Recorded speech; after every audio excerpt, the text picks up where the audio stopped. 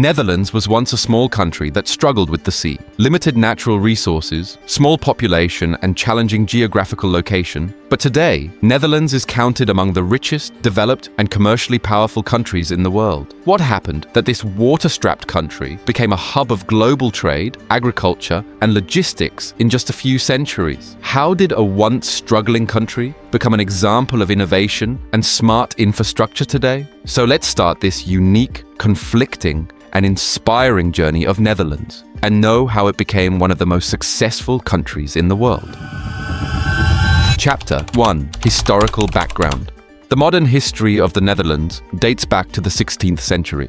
In 1581, when the country gained independence from King Philip II of Spain, Protestant Flemish merchants at that time adopted new technology and methods of trade, making the country grow rapidly and become a major trading power in Europe. By the middle of the 17th century, Netherlands had mastered techniques such as maritime trade, the construction of canals, and the control of water drainage. This whole period is called the Dutch Golden Age, when the Netherlands became a center of trade, innovation, and economic power in the world. Chapter 2. Maritime superpower and global trade. During the Golden Age, Amsterdam became the main center of international trade, with merchants from all over the world coming and going. Companies in the Netherlands, such as the Dutch East India Company and the Dutch West India Company, brought goods from Asia and America and sold them in Europe. Together, these companies also started a new business model in which people could become partners in the company by investing money. At the same time, the world's first stock market also began in Amsterdam, where people could buy and sell shares. The Netherlands not only spread trade around the world, but also established itself as a strong trading and financial powerhouse by introducing new things like investing and the stock market. Chapter 3. Industrial development and infrastructure. The Netherlands in the 19th century focused on strengthening its country from the inside and increasing industries. The government abolished old rules, such as internal duties and the guild system. Along with this, canals, railways, and roads were built in the country, due to which different parts were better connected and trade became easier. Industries also boomed. The capacity to process raw materials increased, and sectors such as power, textiles, and shipyards developed. The Netherlands eased its regulations and created better infrastructure, allowing both trade and industry to grow faster and make the country stronger. Chapter 4. Agriculture and water management. Agriculture and the correct management of water have been very important in the economy of the Netherlands. This country extracted land from the sea with the help of the polder system and strong dams and used it for farming. That is, where there was water earlier, fields have now been built. In addition, the Netherlands greatly advanced its cultivation through modern greenhouse technology and constant research. For this reason, despite being a small country, it has become the second largest agricultural exporter in the world. Farming here is completely based on machines and technology, so only about 2% of the people work in farming. But the production is so high that it gives a big benefit to both the food processing industry and exports. The Netherlands, despite having little land and resources, made farming so strong with smart technology and the right use of water that it became a large agricultural exporter in the world. Chapter 5. Education, research, and innovation.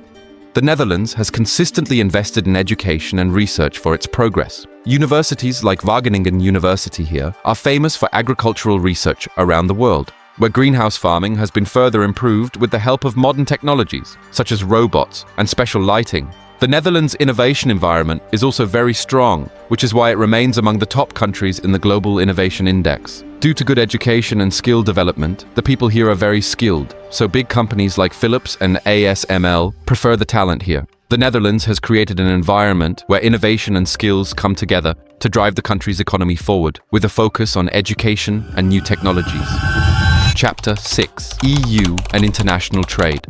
The Netherlands plays a very important role in the economy of Europe. It is a founding member of the European Union and has been using the euro as its currency since the 1st of January 2002. The economy of the Netherlands is an open economy, that is, it trades easily with other countries. Being near the rest of Europe, it has a great advantage in exports and imports. Most of its trade takes place with EU countries, making it an important trade hub across the continent. The Netherlands increased its trade by working closely with Europe and made itself a strong international trading country.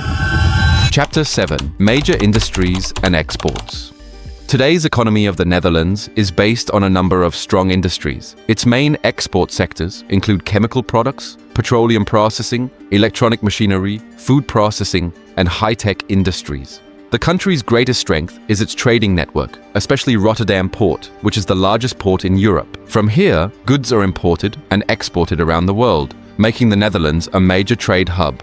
In addition, big companies such as Royal Dutch Shell, ASML, and Philips are connected to global markets by working from here. The Netherlands has established itself as one of the world's largest trading and industrialized countries through its strong industries and large ports. Chapter 8: Financial Services and Investments. The Netherlands is not only a business, but also a major financial center. Amsterdam's stock market is considered one of the oldest in the world, where investing and trading have been taking place for a long time. It is home to several large international banks, such as ING Group, ABN AMRO, and Rabobank, making the country a strong banking hub. The Netherlands' open trade policies and transparent regulations attract foreign investors. At the same time, its robust social security system and economic stability also instill confidence for investment. The Netherlands has created a safe and trustworthy environment where investing is considered easy and rewarding, and this is what makes it an important financial hub. Chapter 9: Welfare Models and Social Security. The Netherlands' social model is a major reason for its prosperity and stability. In this model, the government provides essential services such as education, health, and social security to its citizens on a large scale so that every person can have a better quality of life. Here, people get facilities like good health services and higher education, which maintains equality in the society. Although the government has to take more tax for this, but in return, people get better facilities. Its biggest advantage is that the gap between the rich and the poor remains small, and the prosperity of the country remains for a long time. The Netherlands has created a system where people pay more in taxes, but in return they get security, amenities, and a better life, and this is the basis of its stable economy. Chapter 10: Economic Challenges. The Netherlands may be a rich and developed country today, but it is also facing some big challenges. The biggest problem is housing shortage, which makes it difficult for people to find affordable and good places. In addition, the lack of skilled people in the labor market is also a concern. Environmental problems are also on the rise, especially the nitrogen crisis, which has affected sectors such as construction and agriculture. The Netherlands' economy is heavily dependent on exports, so if international trade is interrupted or energy prices rise, it can have a direct impact on the country's economic growth. The Netherlands, despite being strong, is grappling with new challenges, and it needs to find the right solutions to these problems in order to move forward. Chapter 11: Innovation and Sustainable Development.